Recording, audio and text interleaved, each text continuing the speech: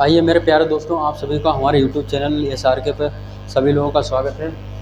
कल हम लोगों ने पढ़ा था सौरमंडल, जितने भी ग्रह, उपग्रह, क्षुद्र ग्रह, उनका पिंड, आज जो सभी थे ना उनकी सभी की चर्चा करी थी। आज हम लोग चर्चा करेंगे जो वायुमंडल होता है ना, वायुमंडल की कितनी परतें हैं, उन परतों के बारे में हम चर्चा करेंगे। एक एक करके हम सबको देखेंगे और सबके बारे में सुनेंगे। सबसे पहले हमारी जो पृथ्वी है ना, हमारी पृथ्वी गोल है, ठीक है। पृथ्वी गोल होने की वजह से ये हमारी पृथ्वी है, ठीक है। ये हमारी क्या है, पृथ्वी है, ठीक है। इसकी सबसे नज़दीकी परत, हमारे पृथ्वी की सबसे नज़दीकी परत, उसे क्षोमंडल बोलते हैं, ठीक है। उसके क्षोमंडल जो है ना, इसकी ध्रुवों पर, क्षोमंडल की ध्रुवों पर ऊंचाई, क्षोमंडल की ध्रुवों पर ऊंचाई 8 किलोमीटर होती है, ठीक है। इसकी विषुवत रेखा पर ऊंचाई,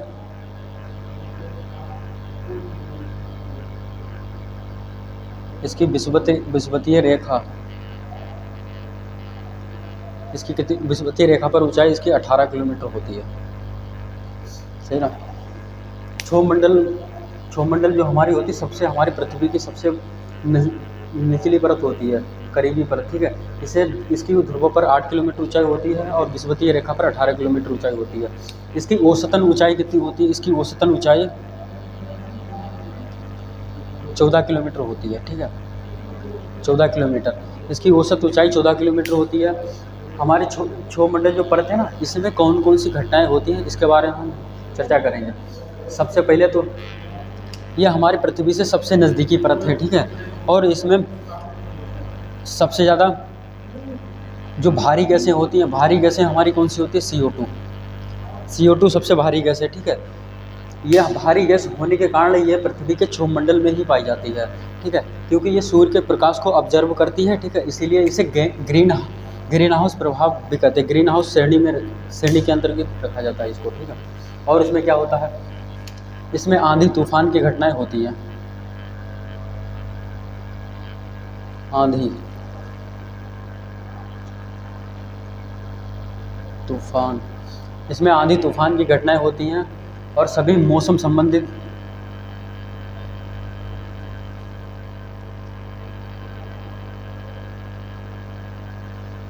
सभी मौसम संबंधित घटनाएं होती हैं, ठीक है। हमारे क्षोमंडल में आंधी तूफान ये घटनाएं होती हैं, सिर्फ क्षोमंडल में आंधी तूफान आते हैं, ठीक है। और मौसम संबंधित से वर्षा, जाड़ा, गर्मी, ये दिखाई दे रहा है बादल है ना, ये सब क्षोमंडल में, ये जो बरसात है ये इसमें होती है, ठीक है। ये सभी घटनाएं क्षोमंडल में होती हैं। उसके बाद में इसकी विशेषता क्या है, उसके बाद में हम देखेंगे।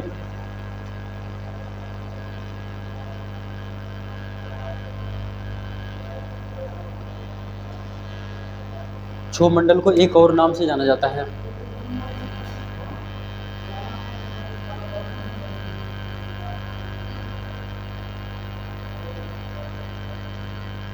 इसको क्षोमंडल को संवहन मंडल भी कहते हैं।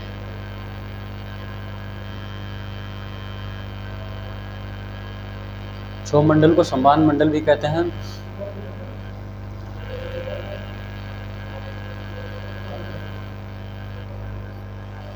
क्षोमंडल को संवहन मंडल भी कहते हैं, ठीक है। उसके बाद में क्षोमंडल की जो ऊंचाई है ना, गर्मियों में जो होती है बढ़ जाती है थोड़ी, और सर्दियों में क्या होती है, थोड़ी घट जाती है। क्योंकि जब यहाँ पर गर्म हवाएं चलती है ना, जब गर्म हवाएं यहाँ से पृथ्वी से हमारी सतह से चलती है ना, तो ये ऊपर के ऊपर उठती है ना, तब ये ऊपर की ओर उठती है ना, तो इसकी ऊंचाई क्या होती है, बढ़ जाती है क्षोमंडल की ऊंचाई, ठीक है। सर्दियों में क्या होती है, सर्दियों में ये घट जाती है, इसकी एक विशेषता है, ठीक है। फिर उसके बाद में हम चर्चा करेंगे समताप मंडल। समताप मंडल की ऊंचाई कितनी होती है? समताप मंडल की ऊंचाई होती है 50 किलोमीटर, ठीक है। इसमें एक खासियत, एक विशेषता है इसकी, इसमें एक विशेषता यह है इसकी, इसमें एक परत पाई जाती है, ये दिखाई दे रही ना, एक परत, इसको हम ओजोन परत बोलते हैं, ठीक है। ये ओजोन परत, ये हमारे लिए बहुत, जो ओजोन परत है ना, ये हमारे लिए बहुत लाभदायक है। हमारे लिए कैसे लाभदायक है? देखो, ये ओजोन परत है ना, ये सूर्य से आने वाली सभी पराबैंगनी किरणें, जो ये सूर्य है ना, ये सूर्य से आने वाली सभी पराबैंगनी किरणों को परावर्तित करके नीचे पृथ्वी पर भेजती है, ठीक है। हानिकारक जो किरणें होती है ना, इनको परिवर्तित कर पराबैंगनी किरणों को परिवर्तित ये हमारी पृथ्वी पर भेजती है। अगर ये ओजोन परत ना हो यहाँ पर, ठीक है, हमारे समताप मंडल ओजोन परत ना हो, तब सूर्य के जो हानिकारक किरणें हैं ये हमारे ऊपर त्वचा पर पड़ेंगी और इनसे दाद, खाज, खुजली, बहुत सी दिक्कतें होगी, ठीक है। मगर ये ये दिक्कत होगी, ठीक है, ये दिक्कत किन लोगों में ज़्यादा होती है? ये दिक्कत उन लोगों में ज़्यादा होती है जो लोग ज़्यादा गोरे होते हैं, जिनकी त्वचा कतई सफ़ेद होती है, उन लोगों में ज़्यादा दिक्कत होती है। क्यों? उन लोगों में एक हम लोग जो कुछ लोग जो होते हैं ना, गांव के लोग होते हैं, वो काले होते हैं, काले होते हैं ना, काले होने की वजह से उनमें एक पदार्थ पाया जाता है, ठीक है, उनमें एक पदार्थ होता है, उसे बोलते हैं मेलानिन।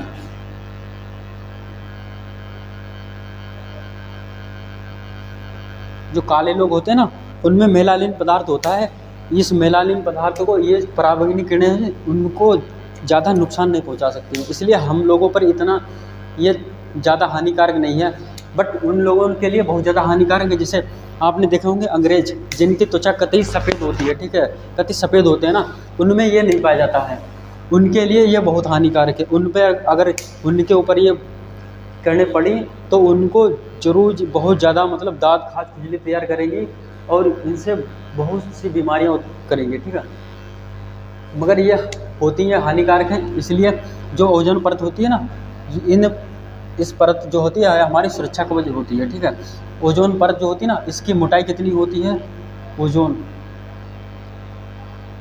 परत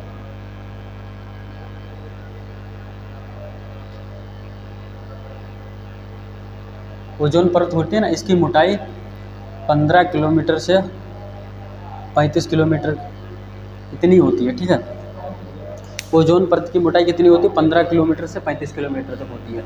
यह हमारे लिए एक सुरक्षा कवच है, इसको हम सुरक्षा कवच बोलेंगे, ठीक है, क्योंकि इस हानिकारक किरणों को रोकती है और इनको परिवर्तित कर हमारे पृथ्वी पर भेजती है, जिससे हमें कोई नुकसान नहीं होता है, ठीक है।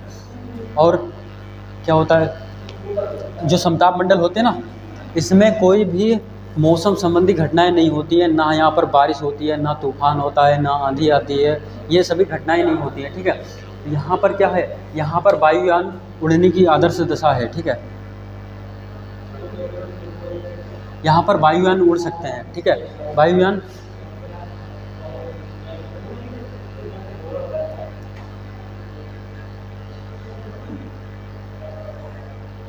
यहाँ पर वायुयान उड़े सकते हैं, ठीक है, क्योंकि यहाँ पर मौसम संबंधित घटनाएं नहीं होती हैं। और यहाँ पर, ठीक है, आपसे सबसे एक बात आप जरूर जाने रहे, ठीक है, यहाँ पर वायुयान उड़ सकते हैं, यहाँ पर उड़ नहीं सकते, क्योंकि यहाँ पर मौसम संबंधित सभी घटनाएं होती हैं। वायुयान उड़ने के लिए जैसे अचानक से कोई आंधी आ गई, तूफान आ गया, तो ये उसे उड़ने में बहुत ज़्यादा दिक्कत होगी, इसलिए यहाँ पर कोई घटनाएं नहीं होती हैं, आंधी तूफान की घटनाएं नहीं होती, इसलिए यहाँ पर वायुयान उड़ने की दशा होती है, ठीक है। बट हमारे जो हेलीकॉप्टर होते हैं ना, हेलीकॉप्टर होते हैं ना, वो ये क्षोमंडल में उड़ सकते हैं। वो हेलीकॉप्टर आपसे पूछेगा कहाँ उड़ेंगे, तो आप बताएंगे क्षोमंडल में।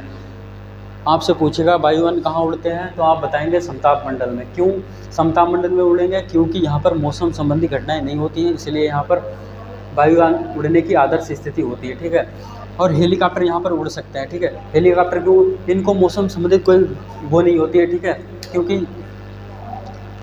ये यहाँ पर उड़ सकते हैं, ठीक है। फिर उसके बाद बात करेंगे हम मध्यमंडल, ठीक है। मध्यमंडल क्या होता है? मध्यमंडल जो होता है ना, इसकी ऊंचाई होती है 50 से 80 किलोमीटर, इसे मध्यमंडल बोलते हैं, ठीक है। मध्यमंडल में क्या होता है? मध्यमंडल में जो हमारे सौरमंडल में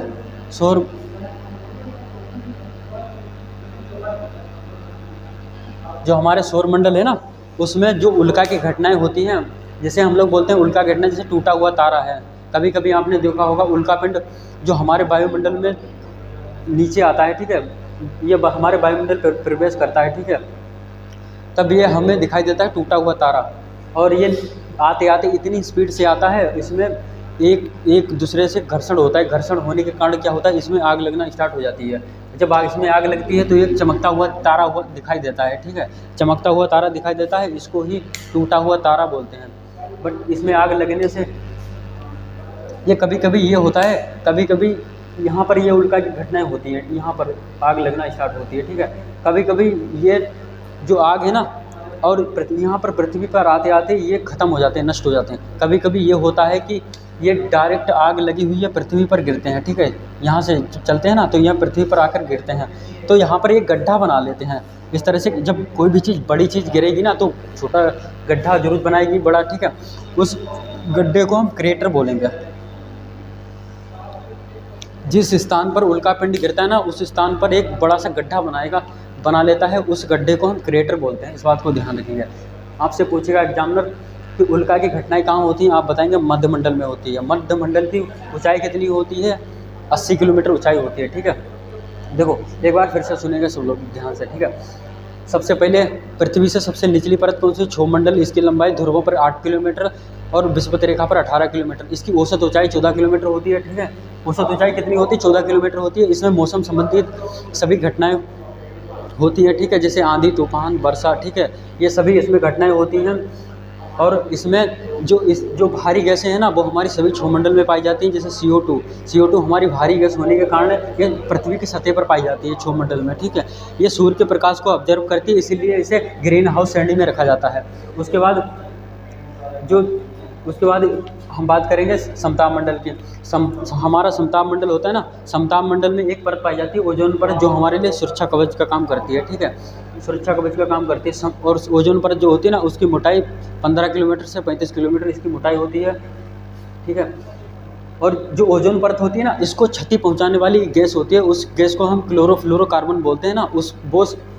इस ओजोन परत जो ना क्लोरोफ्लोरोकार्बन से इसकी बहुत ज़्यादा इस गैस जो होती है ना इसको बहुत ज़्यादा क्षति पहुंचाती है। और यह ओजोन परत होती है ना ये हमारे लिए एक सुरक्षा कवच का काम करती है। क्यों, सूर्य से आने वाली जो पराबैंगनी किरणें हैं ना उनको अवशोषित करके हमारी पृथ्वी पर भेजती है। अगर ये ओजोन परत ना होती और डायरेक्ट सूर्य से हमारी पृथ्वी पर डायरेक्ट किरणें आती तब उससे हमें बहुत खतरनाक बीमारी हो सकती है, जैसे दाद, खाज, खुजली, वो बहुत सी घटनाएं हो सकती थी, ठीक है। बट ये जो काले लोग होते हैं ना उनमें एक पदार्थ पाया जाता है जिसे बोलते हैं मेलानिन, ठीक है, मेलानिन बोलते हैं ना। इस मेलानिन की वजह से ये जो पराबैंगनी किरणें हैं इनसे ज़्यादा कोई हानि नहीं होती है। जो गोरे लोग होते हैं जैसे अंग्रेज, उनकी त्वचा जो होती है ना वो कतई सफ़ेद होती है। उनकी त्वचा सफ़ेद होने के कारण उनमें ये नहीं पाया जाता मेलानिन, उनमें ये ज़्यादा मतलब बीमारी जो होता है ये खतरनाक साबित हो सकती है, ठीक है। ये बात हुई। फिर आए मध्यमंडल। मध्यमंडल में क्या होता है, मध्यमंडल में हमारी उल्का संबंधित सभी घटनाएं होती हैं, ठीक है। मध्यमंडल की ऊंचाई कितनी होती है, इसकी ऊंचाई होती है 80 किलोमीटर, ठीक है। यहाँ तक तो हम देख चुके हैं। उसके बाद हम बात करेंगे आयन मंडल की। आयन मंडल क्या होता है, आयन मंडल एक परत होती है, ठीक है। इसकी ऊंचाई कितनी होती है, इसकी ऊंचाई होती है 80 किलोमीटर से 640 किलोमीटर तक, ठीक है। इसमें क्या होता है, इसमें आप देखते हैं रेडियो तरंगें परिवर्तित होती हैं। रेडियो तरंगें परिवर्तित होती है, ये तरंगें जो होती है हमारी पृथ्वी से टकरा के परिवर्तित होती हैं, ठीक है। और इसमें क्या होता है, इसमें सैटेलाइट भी लॉन्च करे जाते हैं। इसमें कौन कौन से सैटेलाइट लॉन्च करे जाते हैं, इसमें PSLV सैटेलाइट लॉन्च करे जाते हैं, ठीक है। ये सभी घटनाएं यहाँ पर होती हैं। आपसे पूछेगा आयन मंडल में क्या होता है, सैटेलाइट लॉन्च करे जाते हैं, मतलब छोड़े जाते हैं। और क्या होता है, यहाँ पर सैटेलाइट लॉन्च करे जाते हैं। और जो यहाँ पर होता है रेडियो तरंगें होती है वो परिवर्तित होती हैं, ठीक है, हमारी पृथ्वी से वापसी होती है। फिर उसके बाद कौन सा आता है, बाह्यमंडल। बाह्यमंडल जो होता है ना वो 6 से 40 के ऊपर सब बाह्यमंडल वही होता है। इस यहाँ पर क्या होता है, यहाँ पर GSLV सैटेलाइट लॉन्च करे जाते हैं। ये हमारे संचार के रूप में कार्य करते हैं सैटेलाइट, ठीक है। ये बाह्यमंडल में छोड़े जाते हैं। इनको जो हम 2 तरह के सैटेलाइट लॉन्च करे जाते हैं। एक ध्रुवीय कक्षा में, जो उनकी ध्रुवीय कक्षा वाले जो उपग्रह सैटेलाइट होते हैं ना उनको लॉन्च करने के लिए हमें 700 किलोमीटर से 1100 किलोमीटर में लॉन्च करते हैं, ठीक है। और जो उसके बाद जो होते हैं भूस्थितिक कक्षा वाले उपग्रह, ठीक है, उनको हम 36,000 के ऊपर लॉन्च करते हैं, ठीक है, छोड़ते हैं। ये सभी जो है ना ये सभी घटनाएं होती हैं इन सभी में, ठीक है। इस बात को ध्यान रखिएगा आप।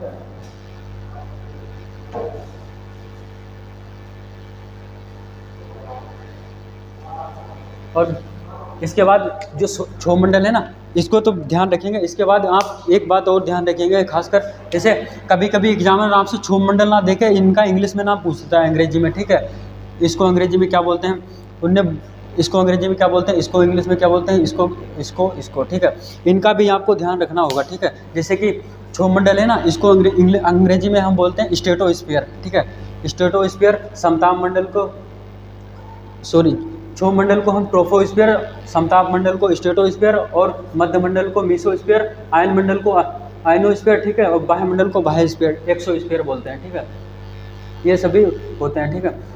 एक बार ध्यान से देखेंगे, हम हमारी पृथ्वी से सबसे निचली परत कौन सी है? क्षोभ मंडल है। इसमें क्या होते हैं? मौसम संबंधी सभी घटनाएं होती हैं। सबसे पहले इसमें वर्षा, आंधी, तूफान, ठीक है। इसमें हेलीकॉप्टर उड़ने की आदर्श स्थिति मानी जाती है। सभी भारी गैसें, जैसे भारी गैसें CO2 है ना, वो क्षोभ मंडल में ही होती है, ठीक है। जैसे ग्रीन हाउस श्रेणी में रखा जाता है। यहाँ पर ग्लोबल वार्मिंग ज़्यादा होता है, ठीक है। और उसके बाद में जो समताप मंडल है, यहाँ पर वायुयान उड़ने की आदर्श स्थिति होती है। समताप मंडल में ओजोन लेयर पाई जाती है। ओजोन लेयर की मोटाई 15 से 35 किलोमीटर की होती है। यह ओजोन लेयर सबसे ज़्यादा क्षति किससे पहुँचती है? क्लोरोफ्लोरोकार्बन गैस से सबसे ज़्यादा इसकी क्षति होती है। और जो ओजोन लेयर होती है ना, ये सूर्य से आने वाली पराबैंगनी किरणों को अवशोषित करती है, ठीक है, फिर हमारी पृथ्वी तक भेजती है। फिर उसके बाद में मध्य मंडल, इसकी ऊंचाई 80 किलोमीटर है। इसमें उल्का संबंधी सभी घटनाएं होती हैं, ठीक है। फिर इसके बाद आयन मंडल, इसकी ऊंचाई है 80 से 640 किलोमीटर। इसमें रेडियो तरंगें होती हैं, वो हमारी पृथ्वी से टकराकर वापसी होती हैं। फिर और इसमें क्या होता है? इसमें PSLV, इसमें PSLV जो उपग्रह होते हैं वो लॉन्च करे जाते हैं, ठीक है। और फिर आता है बाह्यमंडल। बाह्यमंडल भी क्या होता है? इसमें सभी भूस्थिति कक्षा वाले उपग्रह लॉन्च करे जाते हैं, जैसे GSLV, ठीक है। सभी जैसे जो इसमें जो उपग्रह छोड़े जाते हैं ना, वो हमारे संचार के रूप में काम करते हैं, ये सभी के, ठीक है। और एक बात और, हम सबसे जो हमारे वायुमंडल में, ठीक है, हमारे वायुमंडल में सबसे ज़्यादा गैस कौन सी पाई जाती है? नाइट्रोजन। हमारे वायुमंडल में सबसे ज़्यादा गैस नाइट्रोजन पाई जाती है। इसकी परसेंट कितनी होती है? 78%। फिर उसके बाद ऑक्सीजन, ये कितनी परसेंट पाई जाती है? ये 21% पाई जाती है। फिर उसके बाद पाई जाती है आर्गन, ये कितनी होती है? ये 0.093% पाई जाती है, 0.093%। फिर उसके बाद पाई जाती है CO2, कार्बन डाइऑक्साइड, ये 0.03% ये CO2 पाई जाती है। इसको ध्यान से, हमारे वायुमंडल में सबसे ज़्यादा गैस कौन सी पाई जाती है? नाइट्रोजन, कितनी? 78%। उसके बाद पाई जाती है ऑक्सीजन, 21%। उसके बाद कौन सी पाई जाती है? आर्गन, 0.093%। उसके बाद कौन सी पाई जाती है? CO2, कार्बन डाइऑक्साइड, 0.03%, ठीक है। सबसे भारी गैस कौन सी है? ये कार्बन डाइऑक्साइड, ठीक है। ये ग्रीन हाउस श्रेणी में रखी जाती है, क्योंकि ये सूर्य के प्रकाश को बहुत ज़्यादा अवशोषित करती है, ठीक है। इसीलिए ये भारी होने की वजह से ये क्षोभ मंडल में पाई जाती है। इस बात को ध्यान रखेंगे, ठीक है। ये हो गया।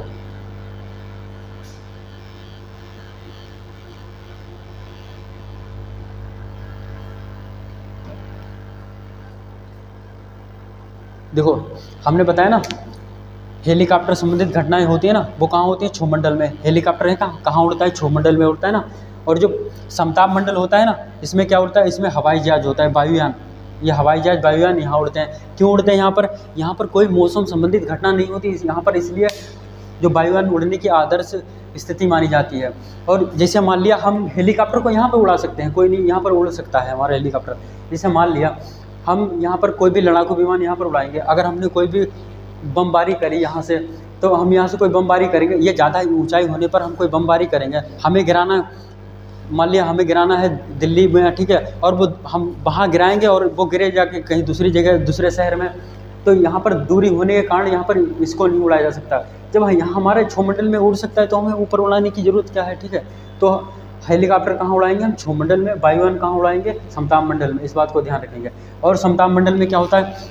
समताप मंडल में एक हमारी परत पाई जाती है, यहाँ पर एक परत होती है, ठीक है। उस परत को क्या बोलेंगे? ओजोन लेयर, ठीक है। ये ओजोन लेयर है, ठीक है। ये ओजोन लेयर है।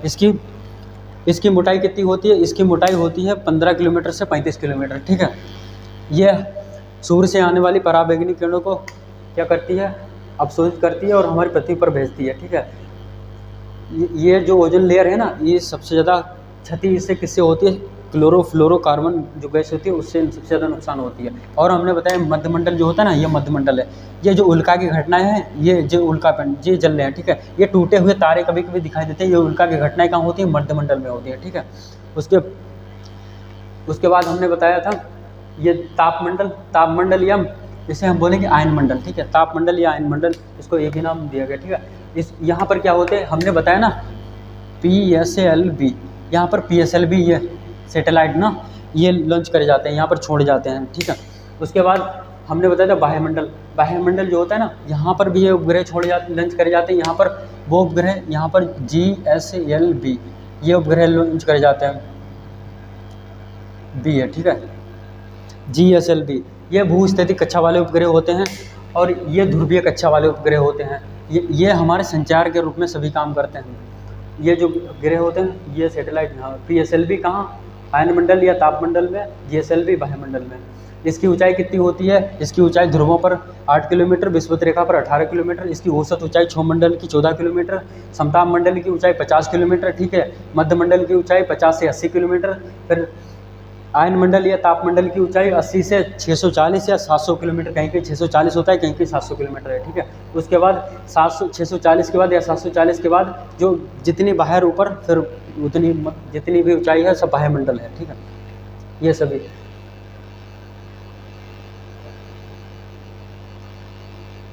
बस आज के लिए इतना ही काफ़ी है, ठीक है।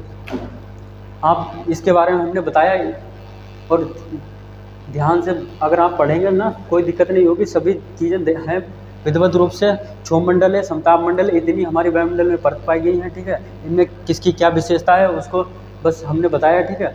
इतना ही बहुत पर्याप्त है, बस, ठीक है।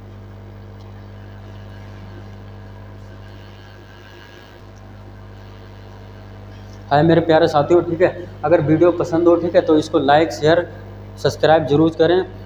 अगर अभी जो वीडियो है ना, वीडियो बनाने में थोड़ी बहुत गलती आएगी, थोड़ी बहुत अगर भाषा या बोलने में कोई दिक्कत है, उसके लिए हम गलती है ना क्षमा चाहते हैं। क्यों, अब पहली बार बना रहे हैं ना, 2-1 वीडियो में थोड़ी दिक्कत आएगी, दिक्कत होती है, बोलने में थोड़ा अजीब लगता है, ठीक है। कोई नहीं, उसके लिए क्षमा चाहते हैं अगर कोई बोलने में दिक्कत हो। अगर वीडियो अच्छी लगी हो तो लाइक करना, शेयर करना, सब्सक्राइब करना, ठीक है। जय हिंद साथियों, फिर मिलेंगे।